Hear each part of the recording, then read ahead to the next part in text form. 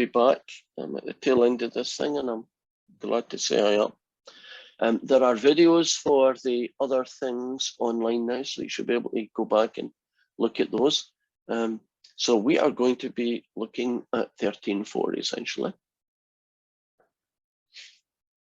So we're talking about the space curve, and in particular, we're going to focus on the motions in space. The equivalent, as I've got in one of the notes, video notes that you can watch later, is that it's very similar to what you did way back in Calc 1. You have a position vector. If you find the first derivative of a position vector, you get the velocity. If you find the second derivative, you get the acceleration. Well, when you do space curves, the first derivative gets you a velocity vector, and the second derivative gets you an acceleration vector. And if you find the magnitude of the velocity vector, you get the speed. And so there's a number of questions where you're being asked to find the velocity, acceleration, and speed. And because they are pretty much what you see, what you get, I'm just going to pick one of those and work through it just to show you how to do it. But as long as you know how to differentiate and find the magnitude of a vector, the only thing that's going to change in these questions is the function that you were given. So I'm picking R3, no particular reason. This guy is 4 square root of t to t, e to the 4t. And it looks like the last guy is e to the negative 4t. So that would be a space curve, perhaps this one here. Now, if you want to get its velocity, and it is a vector, you differentiate that. So that guy gets you 4 root 2, that gets you 4e to the 4t, and that gets you negative 4e to negative 4t. And if you find the second derivative, which is the same as finding the first derivative of the velocity vector, you are now going to get the acceleration vector. In this case, 0, 16e to the 4t, and plus 16e to negative 4t. Would you agree that's pretty straightforward? If you can differentiate, you can do velocity and accelerations. They do not interact with each other. Do you notice the x, y's, and z's are done totally independent of whatever the other two components had inside them? Now, the only one that's missing is the speed one, which is the magnitude of the velocity vector. So we take this guy, which in this case is 4 root 2 squared.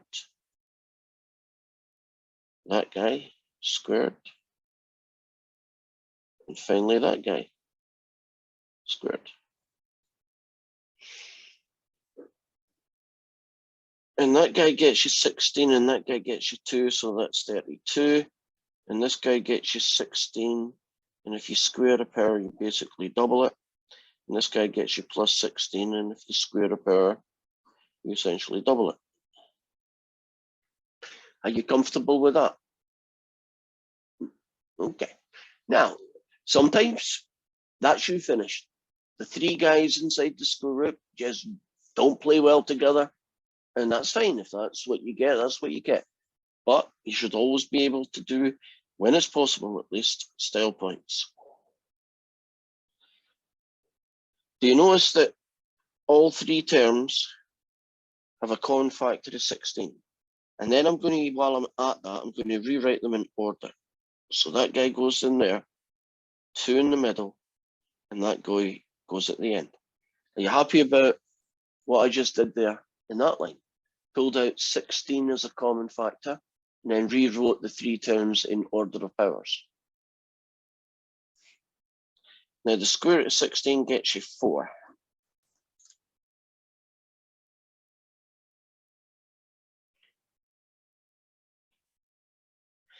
And maybe that's all you can do to make it look pretty. But sometimes, and this is one of those sometimes, you can do even more.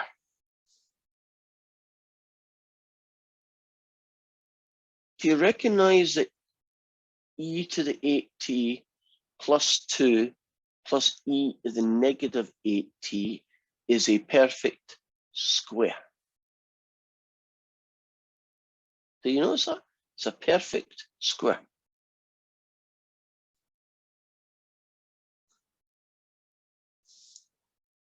Okay.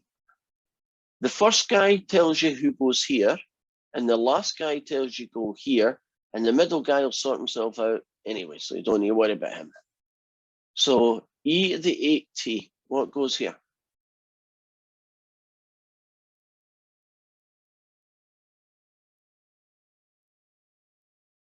E to the 4t. And would you agree e to the negative 8t just gives you e to the negative 4t? And I'm not going to do it, but can you trust me, if you FOIL that out, it does work. It's a perfect square. And perfect squares are nice because square roots of perfect squares are designed to play well together. Did you notice that in that question, the speed was the hardest one of the set to do? And it wasn't to do with calculus, wasn't it all to do with algebra, right? Just making it look pretty. Are we good? So I can imagine that you'll do a question and you'll put that into WebAssign. And I hope WebAssign says wrong. And you're going to be pulling your head out and say, but it's right, I've checked it, I've treble checked it. It liked the other two things, why didn't it like this one? You know, that kind of argument. And you're just going to stare at it. So there's a little trick, and it's worth it mentioning again. If you see 3 terms in a square root, shouldn't you be looking for a perfect square? Right? If you see 3 terms inside the square root, look for a perfect square. Now, if it ends up just being 3 random terms with nothing in common to each other, you're probably not going to have a perfect square. Would you agree if it was e to the 8t plus 2 sine t plus 5 over t? Would you agree that ain't going to be a perfect nothing, right? Those things don't have anything in common. But if the terms look like they're kind of sort of in tune with each other, would you agree e to the 8t and e to the minus 8t especially look like they might be playing well together? Then go for a perfect square, because the chances are it is.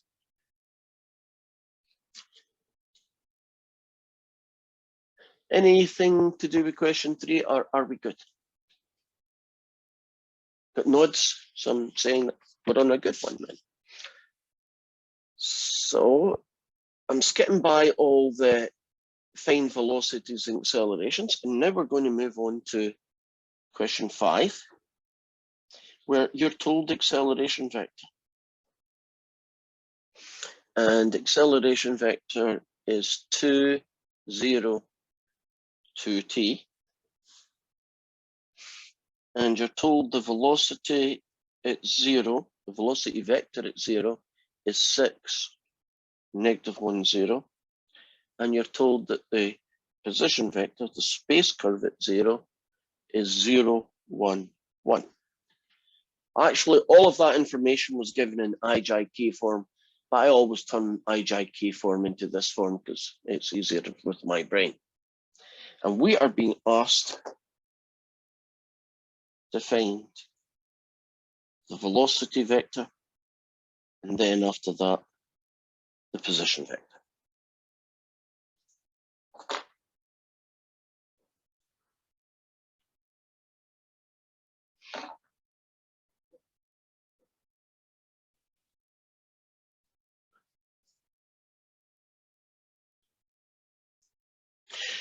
What do you think you should do to the acceleration vector to find the velocity vector?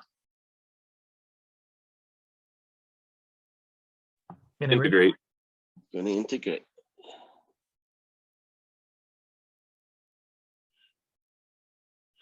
So we're going to integrate 2, 0, 2t dt. And that's going to get me 2t plus an unknown constant c1. Well, 0 still gets me 0, but I still get plus an arbitrary constant c2. And 2t gets me t squared plus an arbitrary constant c3. Are you happy about last time the C's have to be called different numbers, C1, C2, and C3. Now that's the velocity vector, but it has unknowns. And that's what this is about. Isn't this kind of like Calc 1 where they told you, the velocity at time t was 5, So you're telling me that the velocity at time 0 is, well, let's do it this way, C1, C2, C3. And you're telling me that it's 6, -1, and 0.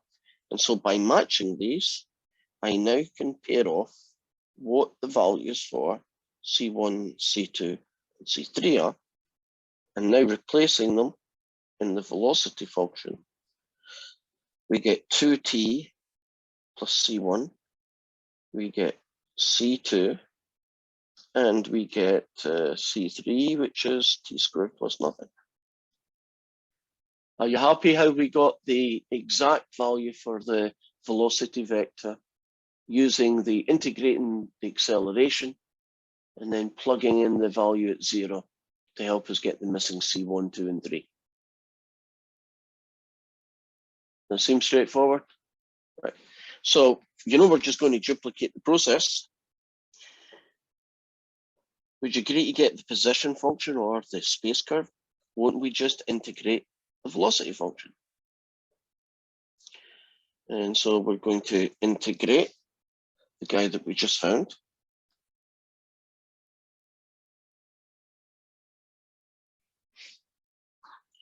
And that means, don't need that symbol anymore.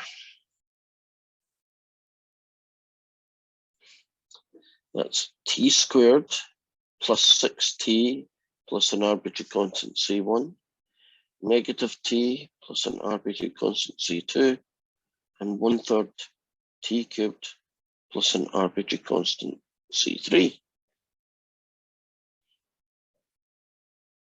And we know that this guy at 0 is going to be C1, C2, C3. And we were also told that it was 0, 1, and 1. So when we do the matching, C1 is 0, C2 is 1, C3 is 1. And so the position vector is t squared plus 6t plus 0. The middle one is negative t plus 1. And the guy at the end is 1/3 t cubed plus 1.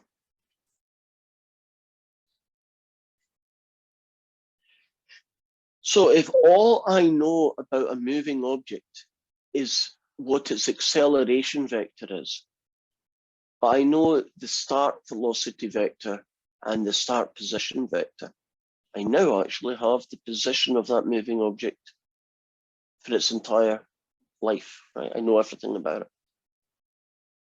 It's pretty powerful.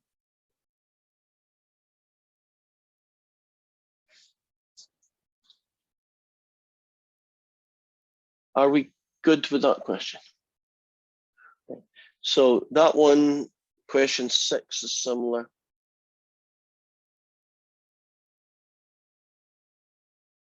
Question 7 is also similar.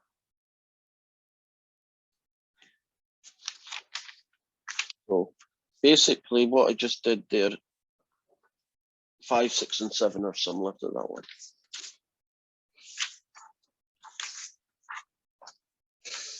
What's 8 got? Well, you are given a position vector, t squared, 3t, and t squared take away 16t. And you're being asked to answer this puzzle. When? So it's a time. So what value of t is the speed minimum?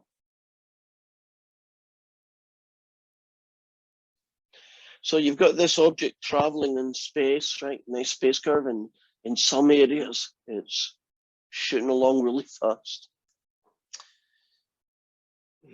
In other areas, it's going quite slowly. And we're being asked to find when is the speed minimum.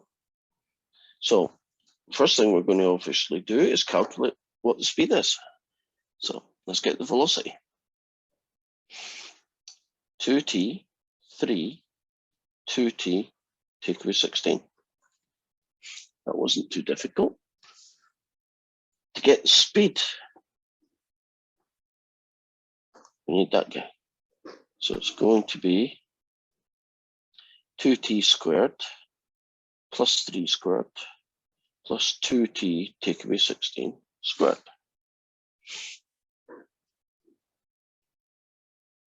That's 4t squared, that's 9. There's a 4t squared, take away 64t plus 256. And tidy that up a little bit. It looks like it's 8t squared, take away 64t plus 265.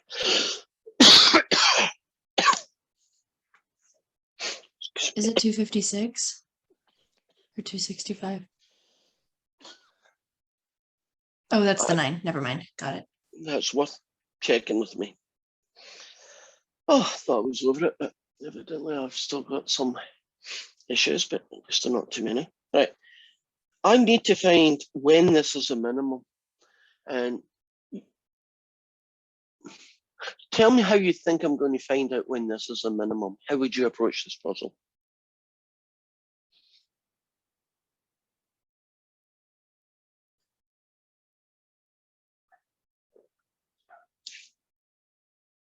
Well, you could find out when the slope was. Oh wait, this is the. Never mind.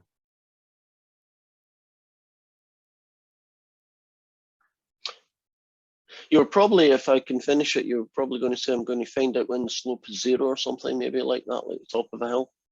Yeah. And so you're talking about this entire expression? Yeah, I was. Yeah. Actually, not a bad idea. I'm just going to change it a little bit. Don't I need to know when this is a minimum?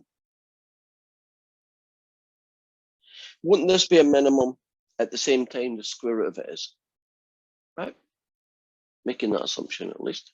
So I should be able to just differentiate this function.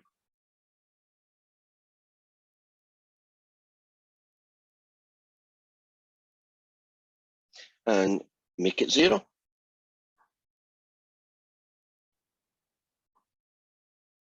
And there's your answer. So you weren't that far away, Tim. You talked yourself out of it. For some reason, it just didn't look quite right, and I was like, "Oh no, danger, Will Robinson." Yeah. Well, I mean, I could have used the entire square root function. Would you agree? Well, trust me, if I did use the entire square root function, it would have been a much uglier differentiation, but it would have ended up being the same answer because it would have been a chain rule, and that guy there would have ended up in the bottom, and you would have got this guy over the square root. Well, if a fraction's 0, who cares what the bottom is? So you only focus on the top, and you would get it that way. But as much as I don't want to admit it, whenever I hear minimum, find the minimum or maximum, or find the 0, I just think, all right, it's going to be when a derivative is equal to 0. So it is. Go.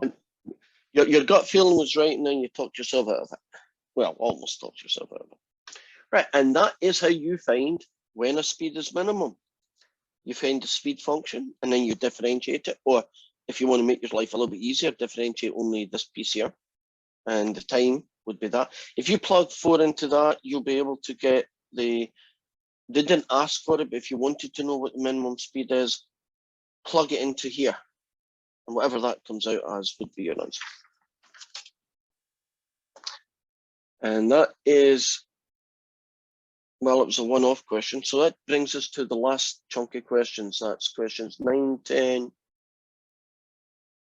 and 11.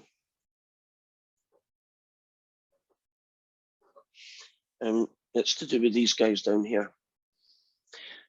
This is how you can tie in the unit tangent and the unit normal to the acceleration vector. The acceleration vector, regardless of the space curve, as long as it's a normal, that's a bad choice, a typical space curve, right? No holes in it and no zooming off to infinities and so on. The acceleration vector is actually just a linear combination of the unit tangent and the unit normal. Now, we'll go into that in a minute, but I want to show you something a little bit more extensive than that.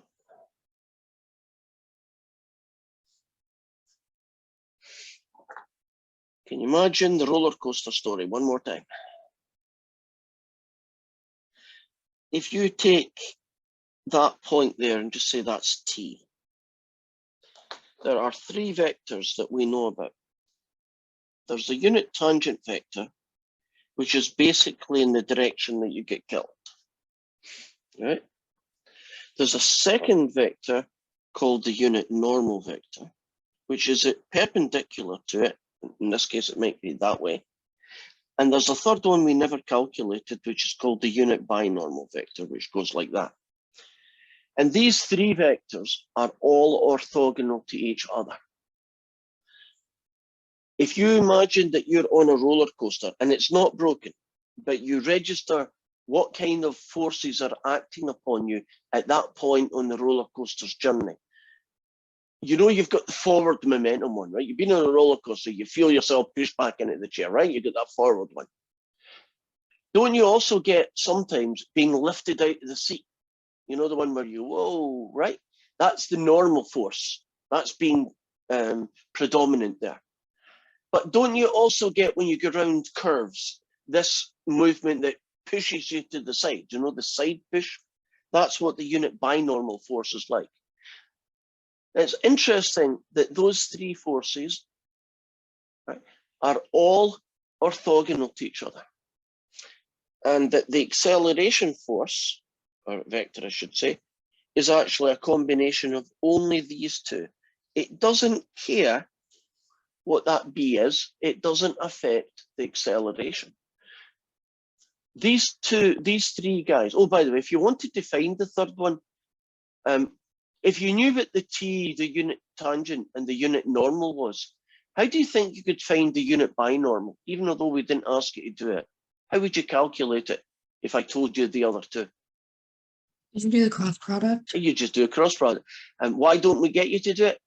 Will you trust me that 99 times out of 100, it takes you half an hour and they're horrendously ugly unless there's numbers involved.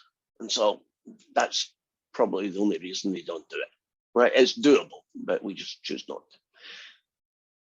Isn't that fascinating? Now, why is that useful? Well, if you're in space, there is no real X, Y, and Z direction that is any more X, Y, and Z than any other combination of directions.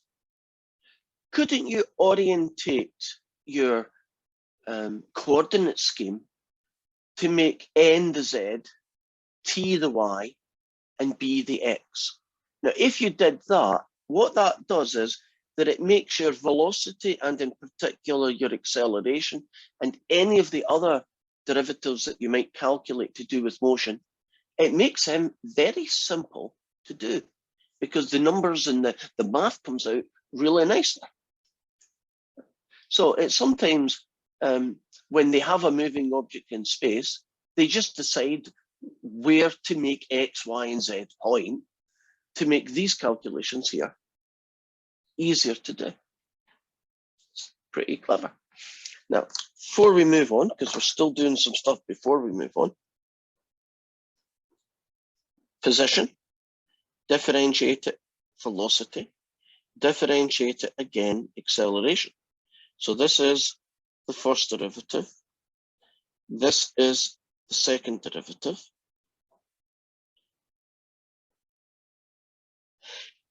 Does anybody know what you call the third derivative? It does have a name, and engineers, you're the guy that are going to tell me it. And I have checked this, so I do know it's correct. Donovan's got it. What's it called? Jerk. It's called the jerk.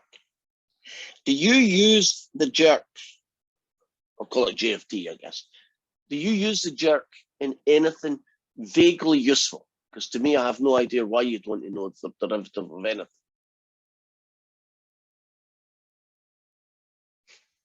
So in case I'm pushing this out to poor Tim, is there anywhere you've seen the jerk being something you'd want to know? I remember it being mentioned, but I've never used it, and I didn't even think of it until Donovan came up with it in chat. Right. Change So- in max. Is it connected to that? Interesting. Right. Well, a side issue that I guess for most of you who are never going to be engineers won't care. You just know, oh, you want me to find the third derivative? Okay, I'll do it. Right. That would be the limit of what you want to know. Well, So I let's- Googled it really fast because we And? all have access to all of the world's Wrong knowledge in knowledge one as well place. as right knowledge. And what does it say? Motion control applications, including elevators and machining tools, which is ironic because I'm a machinist that works on elevators and cranes. So ironically, exactly what my job is apparently where you use it, and I've never heard of it. So. Well, what? Maybe you could start finding a use for it. Okay, so we have got 3 of these guys to pick. So let's actually find, because what you're being asked to find is the AT and the AN, right? And it's basically a plug and chug formula. If someone tells you the formula, can't you just plug and chug and get whatever it is? So this is question 10. The space curve is a T, a 2E is a T, and an E is a 2T. And we're going to find this guy here is called the tangential component of acceleration. And this number here, these are both numbers, these are scalars, right? And this is called the normal component of acceleration. So the tangential component of acceleration and the normal. Now, to get this guy, and actually to get both of them, I'll need to find the first derivative and then after that the second. So that would be my first thing to do. Differentiate, differentiate, differentiate. Okay, that wasn't too difficult. Differentiate, differentiate, and differentiate. Again, not that onerous.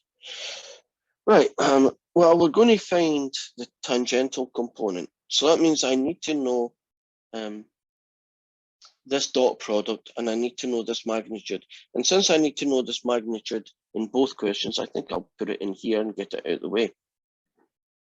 It's going to be the square root of 1 squared 2e to the t squared plus 2e to the 2t squared. So it's going to be 1 4e to the 2t plus 4e to the 4t. So far, so good. Look for style points. If I rewrite this in order,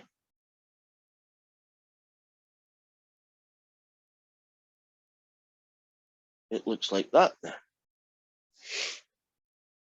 Do you think that is a perfect square?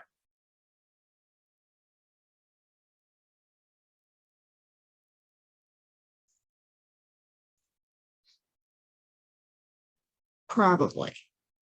It's got 3 terms. Let's try it then. Won't this guy get you 2e to the 2t, and won't this guy get you 1 plus because of those? And FOIL that out. Can you trust me that it works? So it is a perfect square.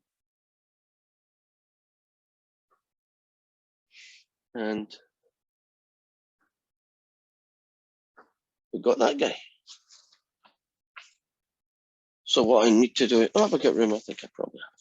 What I now need to do is find the dot product of the first and the second derivatives. So the dot product of this guy and this guy. So what's that going to be? 1 times 0 plus this guy times this guy.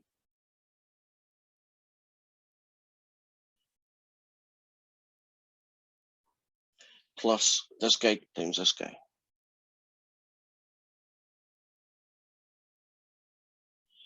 See what that gets me. That gets me 0. 4e to the 2t, 8e to the 4t.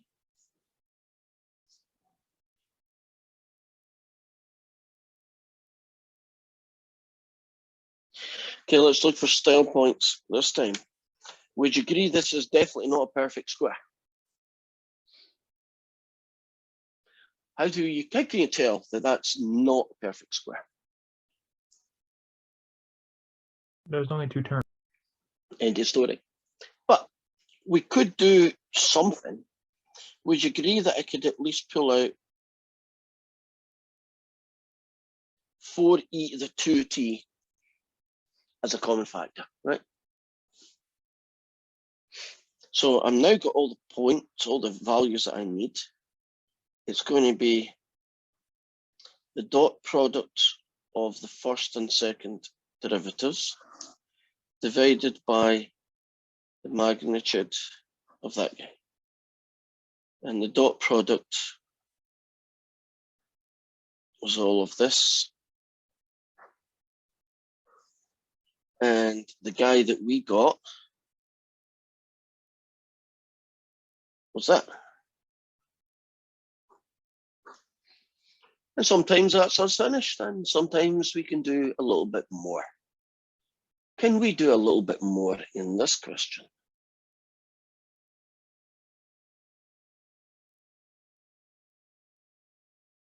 You can cancel the top and bottom, the parentheses. You nailed it. Hey, isn't that a very pretty answer, right? Considering what it might have been. 4e to the 2t is very similar. That's basically a plus b cancelling out b plus a, right? They're equivalent, so they're the same thing really, so you can cancel. Now, a lot of work in that because you have to do first and second derivatives. So let's move on and get this fella. Well, to be able to get the normal component, I have to find the cross product of the first and second derivative. So that's going to be I, j, and k. And I better bring back my guys. That's 1, 2e to the t, 2e to 2t, and then 0, 2e to the t, 4e to 2t. And that's going to be so many i's, take away so many j's, plus so many k's. Let me cover this guy up. We get 8e to the 3t, take away 4e to the 3t, so I believe that leaves 4e to the 3t.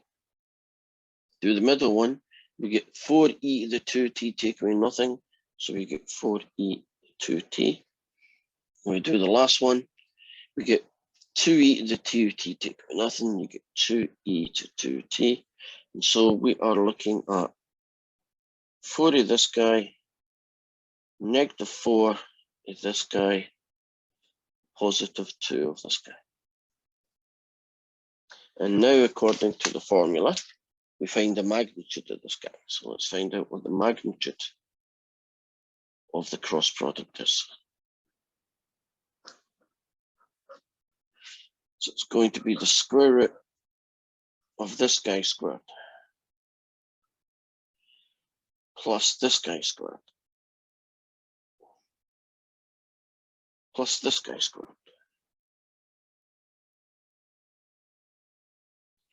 And that becomes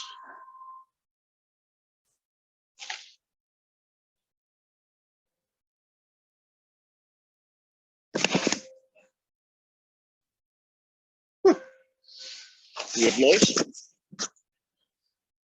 16e to the 6t. 16e to the 4t plus 16e to the 4t. My fridge that's in my room is making that weird noise because it's distracting me.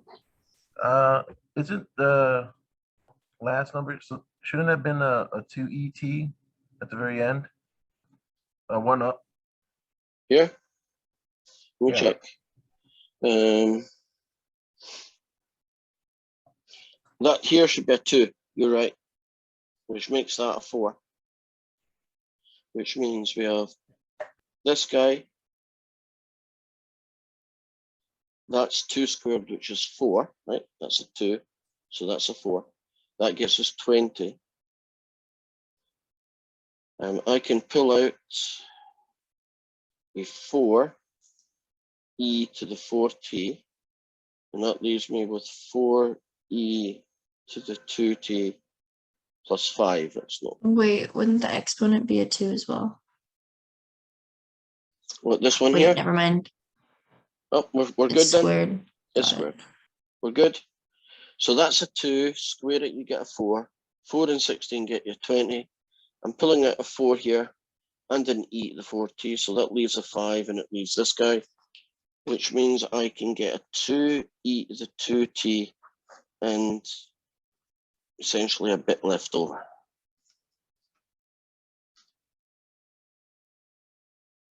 And I can see right now, although that my fridge didn't help making distracting noises, that that's not what we want, is it? Let's see. I need to know. No, it's not what I want. That there has to be a little bit different. That has to be 2 and 4. Okay, so let's see where things went astray.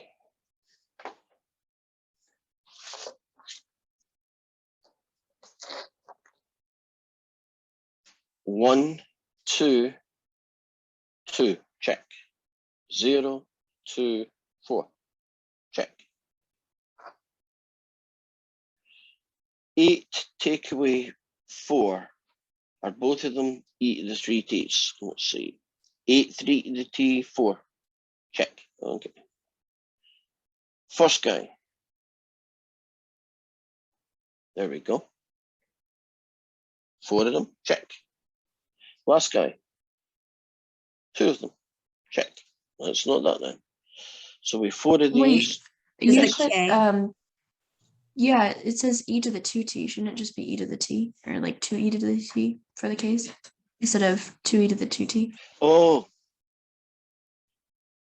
There's the little darling. Okay. Even in my check, I missed it. Right. So we're going to pretend that didn't happen. We're going to continue with the new guys. So we're going to get the magnitudes of those two.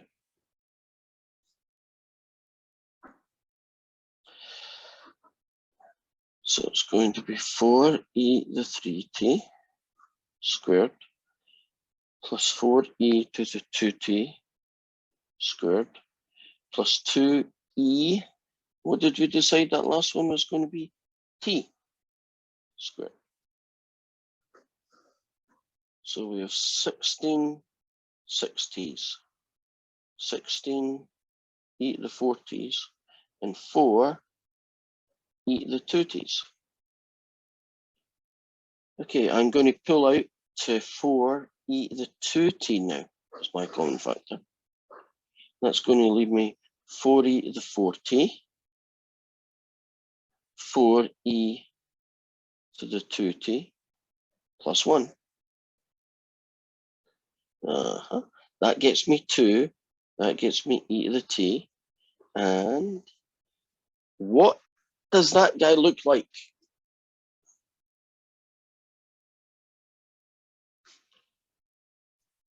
Do you see a perfect square? 2e to the 2t plus 1. So we now get 2e to the t 2e to the 2t plus 1. And that's this guy. Now, according to our formula, to get the normal component of acceleration, we take this guy and we differentiate, we divide it by this guy. And this guy here, because I'm running short of time, is, where is he? Someone got the handy note of what the r dash of t guy ends up being. Oh, here he is. Ends up being on the bottom 2e to the 2t plus 1. Oh, even nicer. Right? That guy there is the magnitude of this fella. And that's the top guy, which is the magnitude of this guy. They cancel, and you get a very pretty answer. 2e to the t. Well, apart from a little hiccup which happened here, it did come out at the end in a very nice way. The other two questions are just going to be the same. Find the tangential and normal components. So last name and bye-bye. I'll hang about for any questions.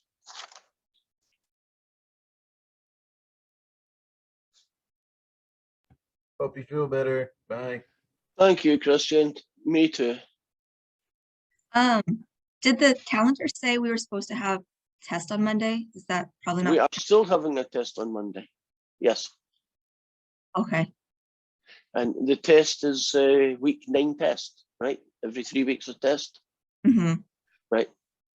So we're going to have a test. It's going to follow. I'll be putting out a letter. I don't know when it's today, probably not. But once I get some energy, probably on Saturday, I'll put out a letter telling you what's in the test. And it's going to have the exact same format as all the others. So it's not any real difference.